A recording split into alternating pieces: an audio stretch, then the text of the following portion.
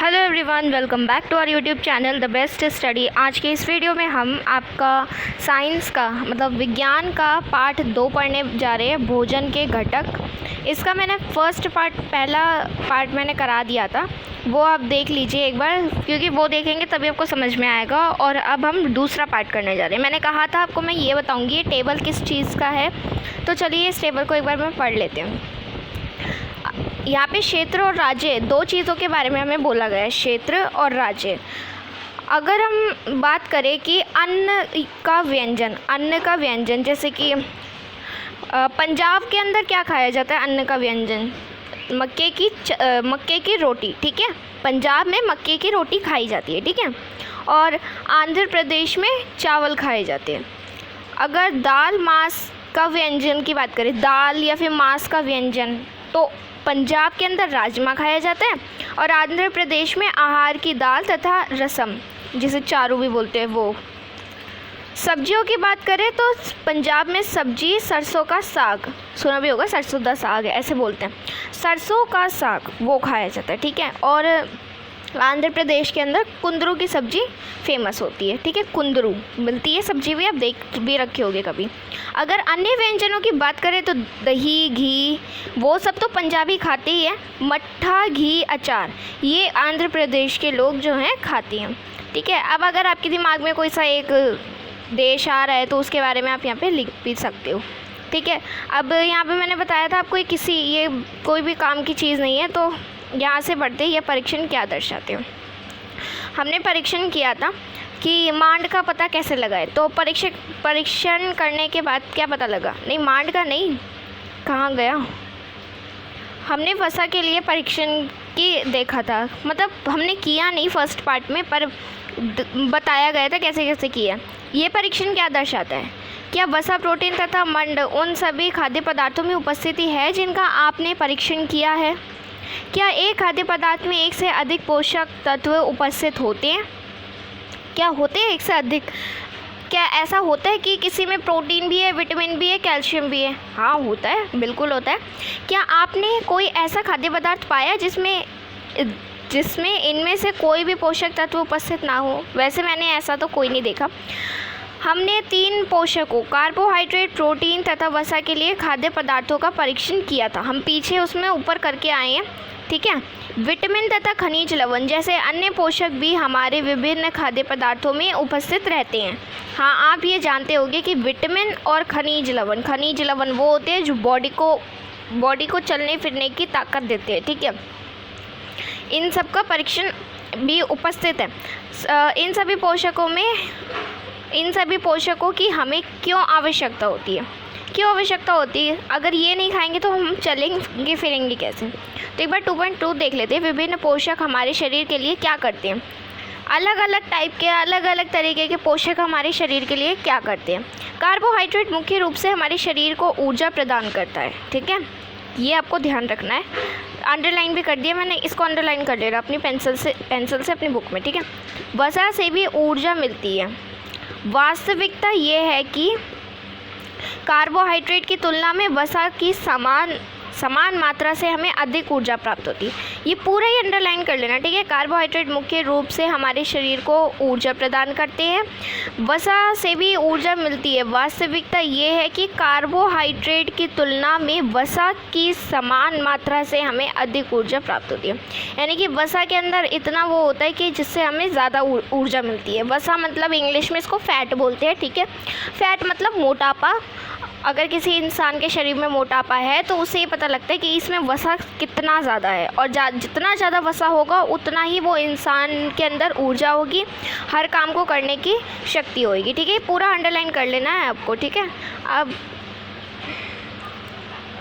यहाँ पे आ जाते हैं। कार्बोहाइड्रेट युक्त भोजन को ऊर्जा देने वाला भोजन भी कहते हैं। जिस भी भोजन में कार्बोहाइड्रेट होता है उसको हम ऊर्जा देने वाला भोजन भी कह सकते हैं। जैसे कि चित्र नंबर 2.3 में दिखाया गया है कार्बोहाइड्रेट के कुछ स्रोत। जैसे कि कार्बोहाइड्रेट किस में होता है, बाजरे में होता है, चावल में होता है, मक्के में होता है, ठीक है। इसको भी मक्का ही बोलते हैं, पर इसको मक्का इसलिए बोलते हैं क्योंकि इसके जो वो होते हैं ना, क्या बोलते हैं,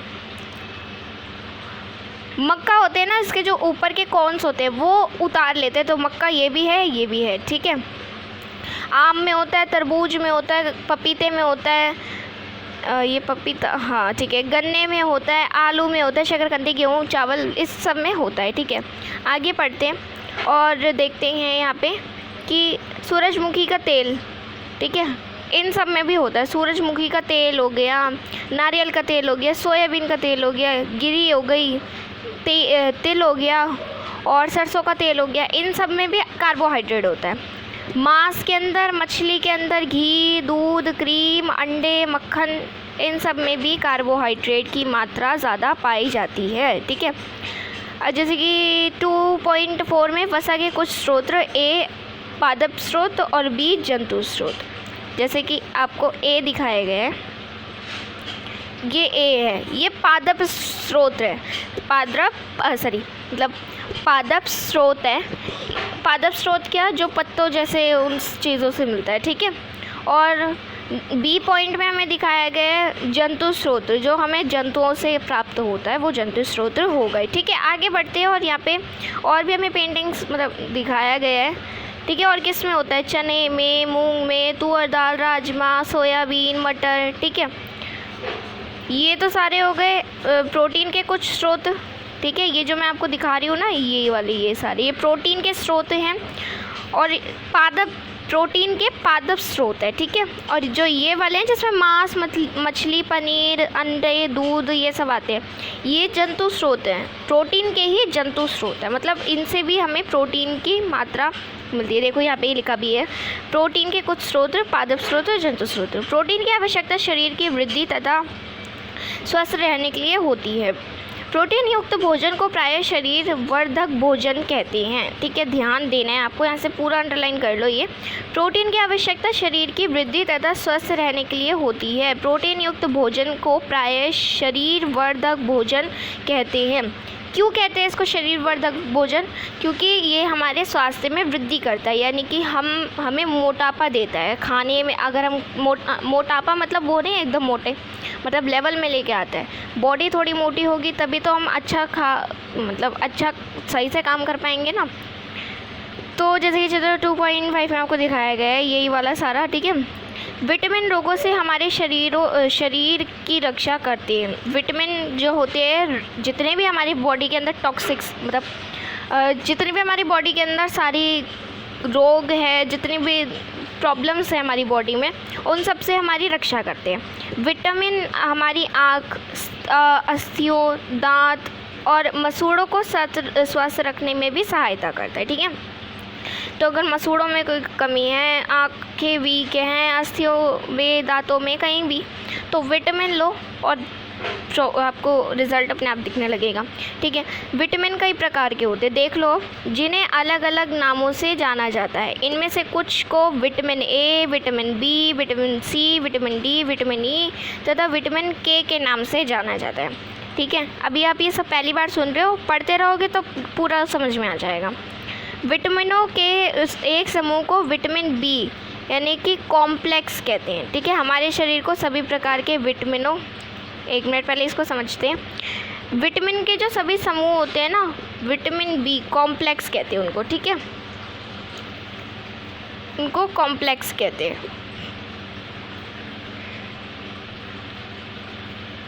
अब यहाँ पे विटामिन ए के कुछ स्रोत दिखाए गए हैं हमें कि विटामिन ए किसके अंदर होता है। पपीते में होता है, दूध, मछली के तेल में, दूध में, गाजर में, आम में, इन सब में विटामिन ए की मात्रा भरपूर से पाई जाती है, ठीक है। अब विटामिन बी की बात करें तो वो किस में होता है, यकृत में, ठीक है, गेहूँ में, चावल में। विटामिन सी के बात करें तो वो किस में पाए जाते हैं, सभी फ्रूटों के अंदर, जैसे कि मिर्ची में, नींबू में, आंवले में, ठीक है। मिर्ची, नींबू, आंवला और टमाटर हो गया, संतरा हो गया, अमरूद, ठीक है, इन सब में विटामिन सी की मात्रा पाई जाती है। पूछा भी जाएगा ये क्वेश्चन आपके उसमें आ सकता है एग्जाम में, तो याद कर लेना कि विटामिन सी किस में होता है, विटामिन बी किस में होता है, विटामिन ए किस में होता है, ठीक है। विटामिन डी के कुछ स्रोत जैसे कि दूध, मक्खन, अंडा, मछली, ठीक है, इन सब से भी और यकृत में भी पाया जाता है, ठीक है। और एक चीज़ और, धूप, जो आप धूप सुबह की खाते हो ना, उससे भी हमें विटामिन डी मिलता है, ठीक है। यानी कि सुबह की जो 7-8 बजे की गर्मियों के टाइम पे जो धूप होती है ना, उससे भी हमें विटामिन डी की प्राप्ति होती है, ठीक है। तो सुबह की धूप भी खानी ज़रूरी है।